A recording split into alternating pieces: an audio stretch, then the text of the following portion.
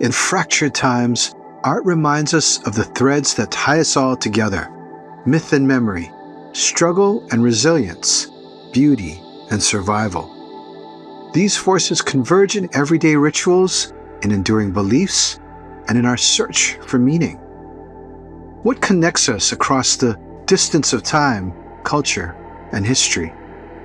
And how do those stories return to shape the ways in which we imagine the future? These are some of the questions we'll explore on Edge of Reason.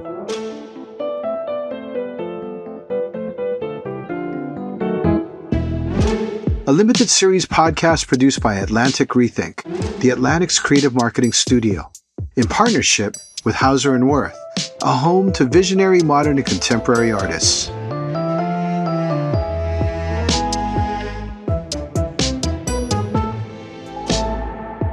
In this episode, we bring you a conversation between artist María Berrío and New York Times journalist Siddhartha Mitter, recorded live at Hauser Wirth 22nd Street in New York City.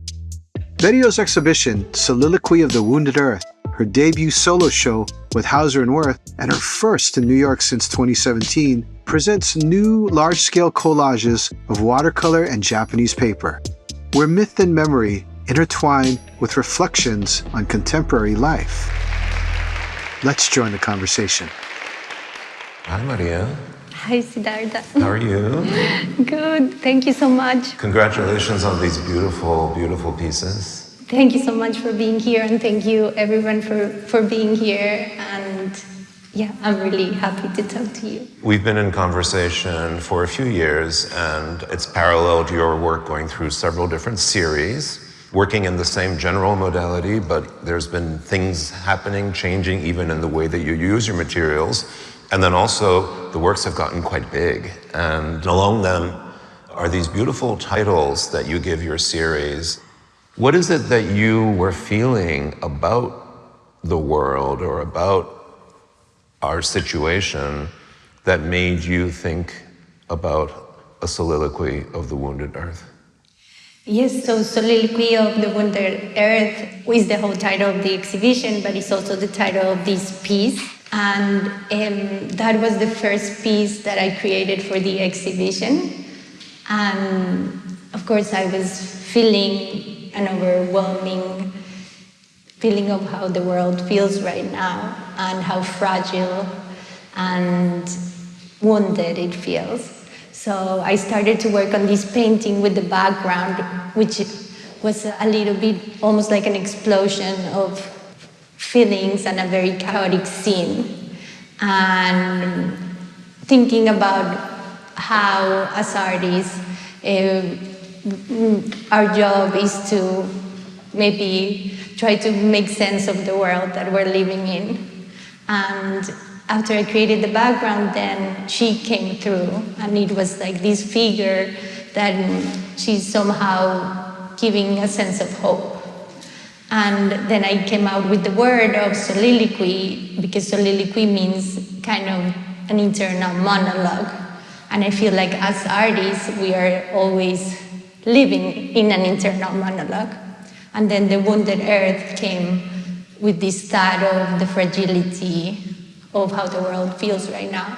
So I think this piece kind of guided me through the whole exhibition. It gave me permission to continue, and it gave me this sense of hope. So yes, I was really glad that I got lucky that this happened, because usually it doesn't.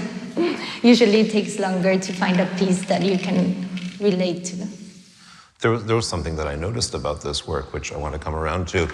In some of your earlier work, the scenes that you stage or that you invite us into are rural scenes or village scenes, or like the coastal small town, which is reminiscent of Colombia. This is a very urban piece. It feels like a city. It feels like there's all this text on walls, fabric, surfaces. It's got a bit of urban kind of grime to it. The wounded earth isn't just an ecological concept, right? It's not just a concept of nature and the planet suffering. It goes to something else that I think you're showing here. Yes, completely. I feel like, with collage, a collage is also like a material that is very fragmented. And I did feel this was more like city-like in terms of this feeling that I had of rebuilding something, of wanting to rebuild even physically. So I feel like this is kind of one of my first cityscapes in that sense, that it felt more like almost three-dimensional, like I wanted to build something out of paper. But yeah, this is one of the first cityscapes that I make. I usually, my work deals more with landscape, and there's also here some of the landscape in this other painting, or even behind the three fates. You're very good at planting little clues and Easter eggs here and there in your paintings, which we're not even going to say what they all are because everybody can have their own experience of discovering them. But then here you've got some text, and you actually pointed out to me that you say it's too much to rebuild.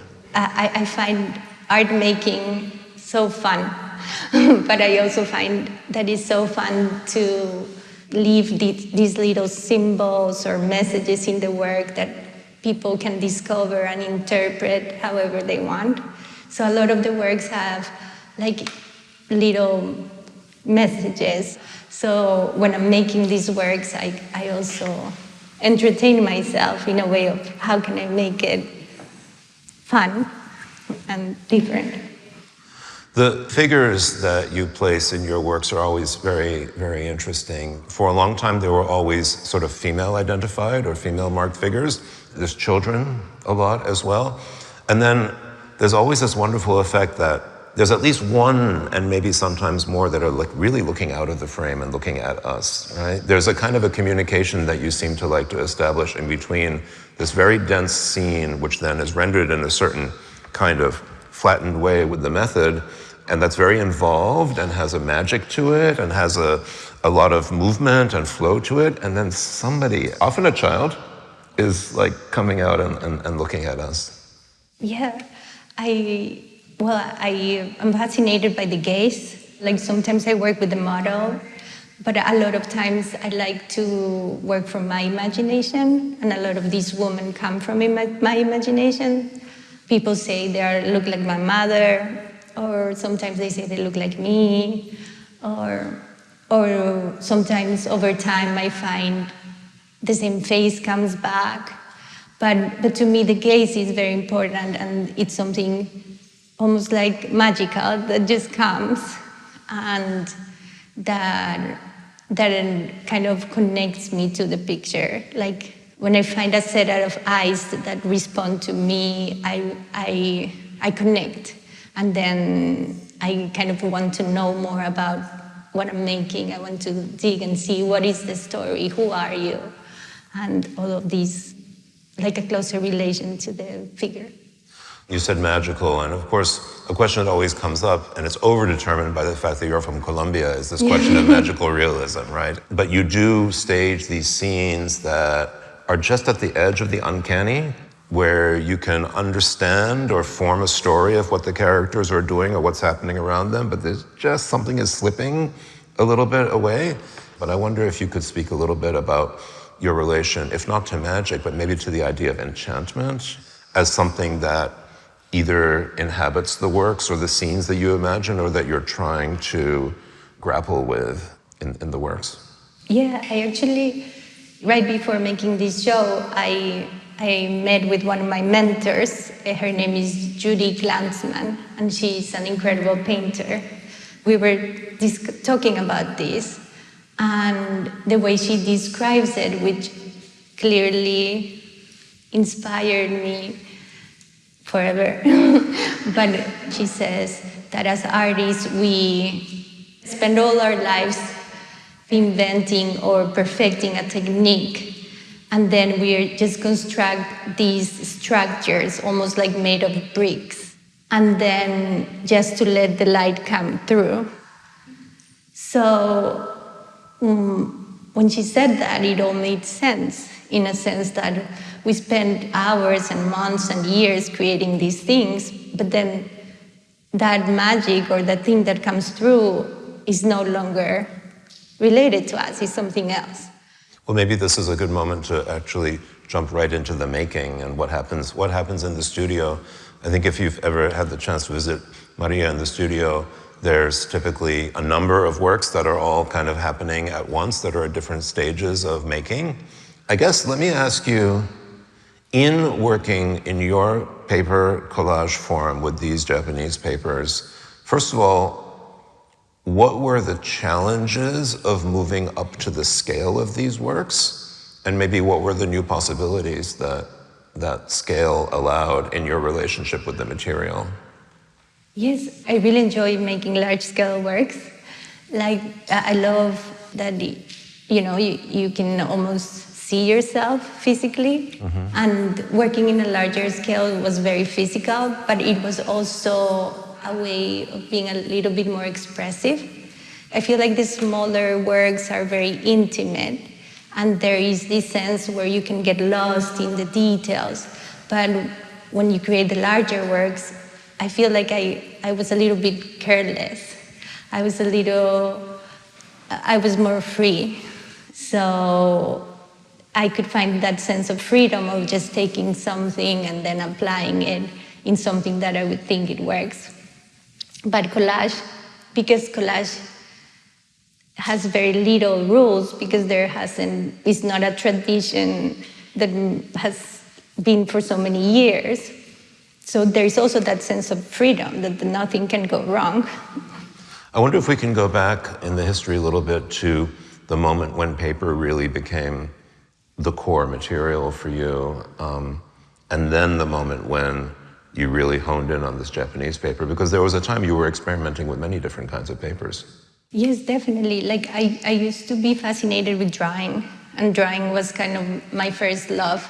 But I kind of find a similarity between drawing and collage, because a lot of times I'm almost drawing with the X-Acto knife. I have used many different kinds of paper, like from Mexico, from India, from Thailand, from America. But I fell in love with Japanese paper because they almost kind of like blend with each other. So, and also because there's so many different kinds of Japanese paper. So I've had the chance to discover, and I continue to discover more and more. So it becomes this material that I keep discovering over and over again. Did you have a previous interest in Japanese art or craft or technique before this encounter with these papers, or did they kind of arrive and suddenly just blow your mind and reopen, just open up all these new possibilities? Well, I have fallen in love with Japanese culture. So 2 of my best friends from school are Japanese. So I think that I found their culture very similar to my culture. And that kind of intrigued me to the whole world that is Japan. In what ways? What were the similarities that you noticed? I don't know, I feel like, or maybe it's Colombians, but there is like this level of care that both our cultures have, and the mannerism as well. Yeah, I was intrigued by Japan. But then can you tell the story of how you found Mr. Maruyama? Mr. Maruyama is my paper fabricator, who is an artist himself. And he's an incredible person, an artist. And I don't speak Japanese, and he didn't speak English. So it was basically, he would show me each sheet of paper, and I would say yes or no. I never said no. I thought it was very rude to say no. So I said, I always ended up like buying everything, even if I couldn't afford it. Mr. Maruyama was like, I got a good one. Yeah. Right here. He was like, she's a good business. But so he has continued to be this amazing artist that I collaborate with.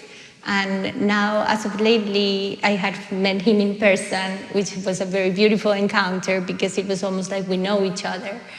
Then he sends me all these beautiful papers, but he's an artist himself, so I never ask him to make anything. I always want him to to do his thing, and then I'll do my thing. So it just arrives in the form of the paper sheet, right? So, Yeah. So some of the mark making that we see here actually is Mr. Maruyama, but it just arrives in the paper sheet. Exactly. And then you, like any, any dye or any print or any other quality of the paper. Yeah.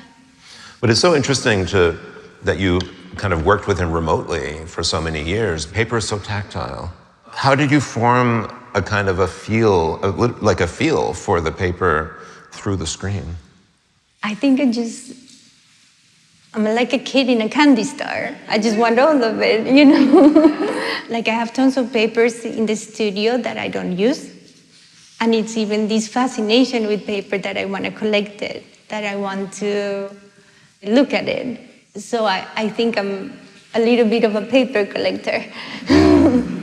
So just to close the loop on this topic, when you actually met Mr. Maruyama in his shop, were there any surprises? Yes, I expected him to, in the screen, he looked a little bit older, and he was younger, and he rides a motorcycle. and then we went out for lunch, and his daughter was his translator because she speaks English. And all through our conversations, he would say, I'm not going to tell you what he's saying. Because it's very inappropriate. And I loved it. I was like, that's the perfect person I would like to continue working with. And then now we did a film with the Hauser Wirth with him, and he was very excited about it, and is a very important person in my art practice. But in a way, that kind of paradox, right, of this maker in his own right, who is kind of a motorcycle riding, cursing character, but who does this extraordinarily precise, technical, soft and beautiful work. That's also, I think it kind of speaks to some of the kind of care that you take, but also that you're exploring or revealing in some of the characters, the figures in your work. Yes, I definitely, I take a lot in account the care that these papers are made with, and like even if it's not my own culture, I do feel that it's a tradition that should be honored. Of course, it should be honored, but I want to provide that sense of respect to the tradition of these paper makers who've worked on this tradition for over 1,000 years. So, yeah, it's an incredible tradition. Yeah. But what's interesting is that Japan has become a source of material for you. There's some imagery, I think, that comes through. You're from Colombia. You don't necessarily go back very often, and you've been in New York, you've been in Brooklyn for a long time. I guess I'm wondering about how it feels like a lot of the Colombian references in your work actually come from memory. And then what you're exploring in these is just a lot of possibility and exchange, possibility in human relation. Yes, I agree. Like Colombia has been, to me, like memories of childhood almost. And this place that kind of stayed almost frozen, these frozen memories, and they come into the work all the time. But by being in New York for so long and absorbing what New York is, the multicultural world that we live in an everyday basis, I feel that the work has become about the whole world, right? It has become like all the influence of what I see, but there's always this sense of Colombia in the work that comes through nature, but also through my own identity. And I think that lots of artists that have talked about this in New York, that we have come from other places and been away from home for so long, we start to find the sense of home in the work. So I always feel like when people ask me, and even now that I have children, like, where is your home? I always think my home is my work. And then because I live here, the work has become many different places. But there's, of course, Colombia always present. There's one more topic that I'd like to bring to the surface, and it's the dance and the dancers, and the fact that there are works that are in which the figures are modeled from dancers. And since, I guess, the previous series, that was when you started working with them, right? You've worked with a choreographer, Andrea Miller, and some of her dancers, bringing the figure into the studio, which you hadn't really done before, right? And so I wonder if you could share a little bit about what motivated you to do that, and then what kind of composition you might form. Yes,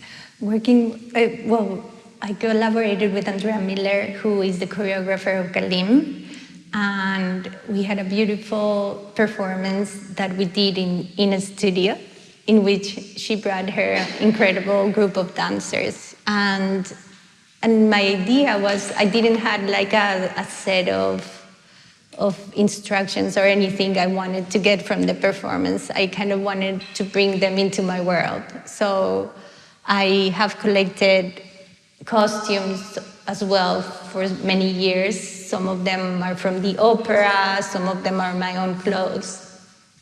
And I had a chance to dress them up and then for them to just start dancing. And it was a beautiful moment in the sense, because as artists, a lot of the times we're just alone in the studio, and having the energy of movement and dance and also another artist as well was very inspiring. And dancing is also a kind of drawing, right? In 3 dimensions. Yeah. Do you photograph them, or how did you, just as a simple method, how do you? I photographed them. I photographed them, and some of these are from photos, but then the backgrounds are all imaginary. And in my past body of work, I did create like scenes with them, with the masks, and with all these other elements that I included from the performance. This element of performance, and we've talked in the past about ritual as well. Is it important for us to keep the sense of performing, of embodiment, being in space and actually acting in the world from our bodies in community with each other? Yes, I thought like in the past body of work, when I was thinking about performance, I was thinking also about this idea that in our current world we've become mostly spectators, right? We kind of mask ourselves with this idea of who we are, and we watch ourselves in these screens. So I think that idea of performance and to bringing back these rituals that are almost being forgotten has come into the work a lot. And another theme that runs through this work also is the thread, right? And the length of fabric, which of course there's a lot of mythical analogies involving that. And then the idea of the flag, the banner, and this wonderful figure in the far corner back there who's got this extraordinary, like ramified flag, banner, processional thing. And I mean, in the context of the rest of the work, I read that, and it's kind of positioned sort of at the end of the show, depending on how people rotate through it, as kind of somebody to follow, somebody to walk with. Yes.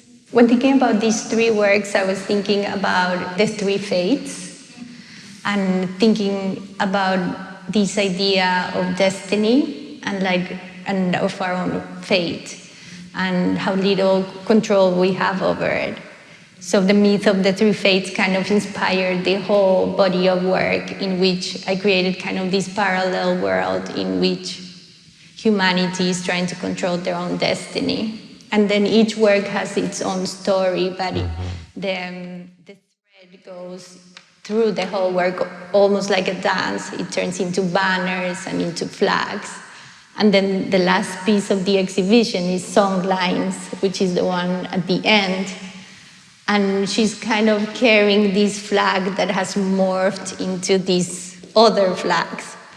And it, like, to me, like, I just created it not so long ago, so I'm still processing the painting. But to me, as most of these women in the exhibition, they are not warriors. Mm-hmm. They are regular.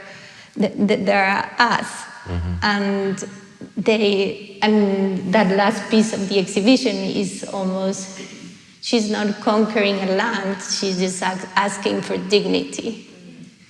So I think that those were the things that I have been thinking throughout making the exhibition, is like, who controls our fate, who controls our destiny, and how can we demand some sort of dignity? And when you look at the gaze of this woman, that's what they're asking for. I'm Jeff Chang, and you've been listening to Edge of Reason.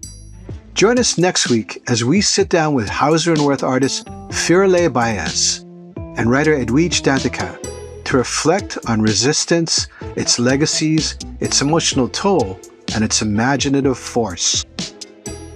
If you enjoyed what you've just heard, like and review us on Apple Podcasts and help spread the word about our series to other listeners like you.